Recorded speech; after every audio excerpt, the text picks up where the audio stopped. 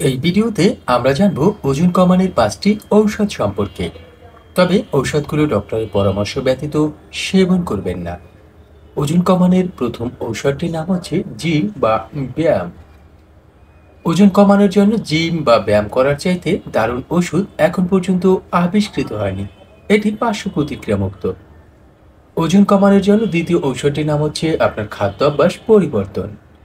আমরা ভিডিওতে একটি খাদ্য অভ্যাসের দুটি রাস্তা দেখতে পাচ্ছি। দর্শক, ওজন কমানোর জন্য একটি হার্বাল বা একটি হোমিওপ্যাথিক মেডিসিন হচ্ছে ফাইটোলাক্কাবেরি, তবে ডাক্তারের পরামর্শ ব্যতীত নয়। ওজন কমানোর জন্য সিলিমি ক্যাপসুল অনেকেই ব্যবহার করে থাকেন, তবে এটি ডায়াবেটিস রোগীদের জন্য ব্যবহৃত হয়। সুতরাং ডাক্তারের পরামর্শ মেনে সেবন করুন।